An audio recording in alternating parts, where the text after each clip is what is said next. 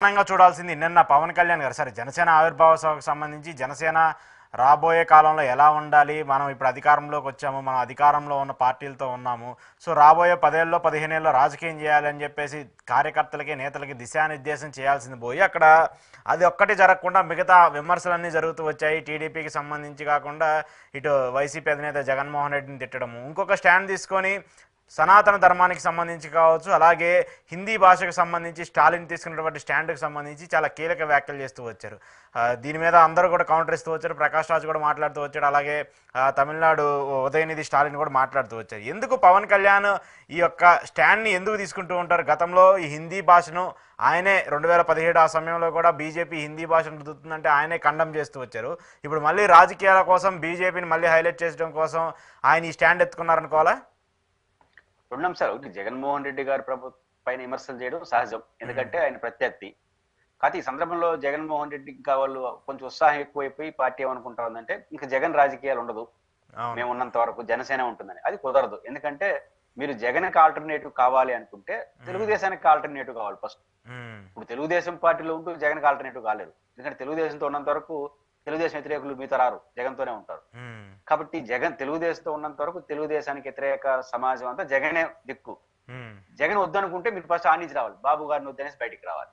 కాబట్టి బాబు గారితో ఉంటూ జగన్ వాళ్ళ వెనకాల జనం మీతో వస్తారనుకుంటే అది భ్రమ, అది అర్ధరహితం.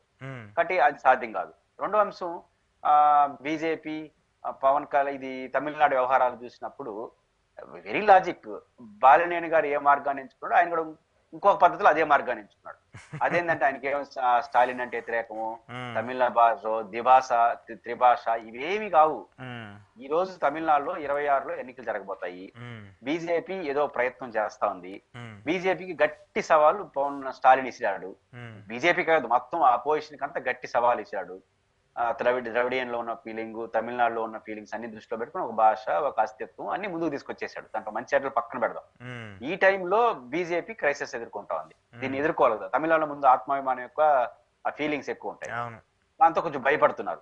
దాంతో ఇప్పుడు స్టాలిన్ తిడితే ఎవరు సంతోషిస్తారు? అమిత్ షా సంతోషిస్తాడు. ఇప్పుడు జగన్ తిడితే ఎట్టయితే పవన్ కళ్యాణ్ గారు సంతోషిస్తారో, అదే పవన్ కళ్యాణ్ గారు స్టాలిన్ విమర్శిస్తే అమిత్ షా మా కోసం ఉన్నాడు అనుకుంటారు. ఇప్పుడు అమిత్ షాకి స్టాలిన్ మోడీ గారికి దగ్గర కావాలంటే అందరికి ఉన్న ఒకే ఒక మార్గం స్టాలిన్ విమర్శించడం. స్టాలిన్ విమర్శించేస్తే మన కోసం మాట్లాడుకుంటారు. అంటే వాళ్ళని సిద్ధాంతం ఇది కూడా. ఎట్లయితే జగన్ తిరిగితే నేను సంతోషించాను, ఆయన విమర్శిస్తే వాళ్ళు సంతోషిస్తారు అనుకుంటారు. అంతకు మించిన లాజిక్ పవన్ కళ్యాణ్ గారు ఏమీ లేదు. తమిళనాడు విషయం మీకు ఎందుకు?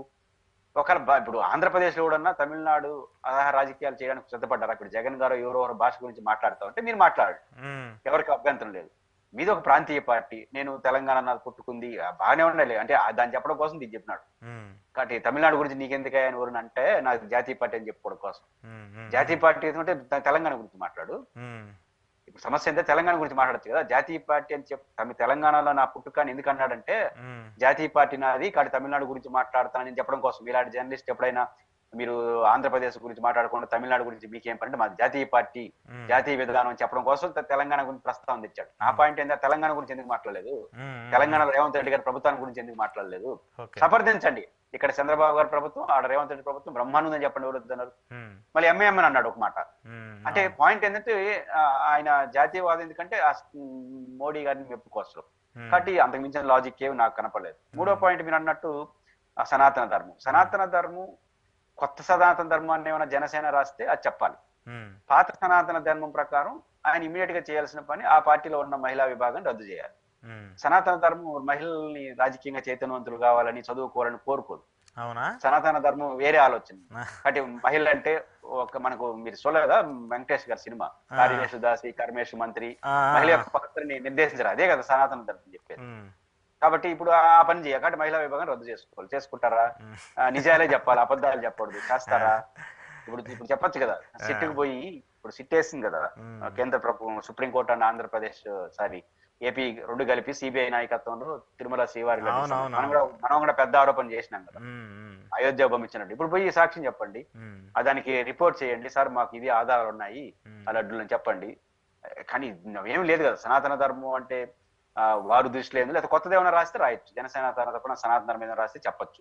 కానీ సనాతన ధర్మం పట్ల అనేక భిన్నాభిప్రాయాలు ఉంటాయి, అన్డెమోక్రటిక్ అని ఉంటారు. ఇప్పుడు సనాతన ధర్మంలో ఏమున్నాయి అవన్నీ చెప్పండి.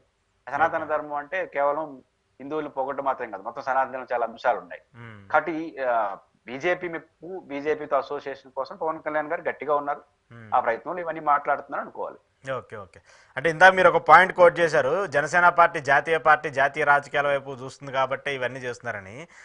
నాకు ఒకటి తట్టింది ఏంటంటే, గతంలో చంద్రబాబు నాయుడు గారు జాతీయ రాజకీయాల్లోకి వెళ్ళి ఇవన్నీ మనకు వర్కౌట్ కావు, మన రాష్ట్ర రాజకీయాల వరకు మనం చూసుకుంటే చాలు అని చెప్పేసి 40 సంవత్సరాలు లెగసీ ఉన్నటువంటి టీడీపీ పార్టీనే రాష్ట్ర రాజకీయాలకు పరిమితమైనటువంటి నేపథ్యంలో పవన్ కళ్యాణ్ గారు ఏదో దూరంలో లేదంటే దూరదృష్టితో బీజేపీని చూసుకొని పైకి వెళ్తున్నారనుకోవాలా? ఆయన జాతీయ పార్టీ పెట్టాలనుకోవాలా, మ్మ్. జాతీయ పార్టీ అని పెట్టుకొని జాతీయ రాజకీయాలన్నీ మాట్లాడి బీజేపీకి దగ్గర కావాలనుకుంటున్నాడు. మ్మ్. మాట్లాడడం కోసం జాతీయ పార్టీ. ఉమ్, మీకు ఒక రాజకీయ పార్టీ స్పోక్స్ పర్సన్ ఎందుకు ఇస్తుంది? ఉమ్, ఆ పార్టీ తరఫున మాట్లాడుకోవడానికి ఒక లైసెన్స్ లాగా, ఒక హోదా లాగా. ఉమ్, కానీ పవన్ కళ్యాణ్ గారు జనసేన అనేది జాతీయ పార్టీ ఉన్న తెలంగాణ పుట్టుక ఇవన్నీ ఎందుకంటే, నేను ఇతర రాష్ట్రాల్లో బీజేపీకి సంబంధించిన విషయాలు కూడా మాట్లాడుకుంటా వాళ్ళు సంతోషపెట్టడం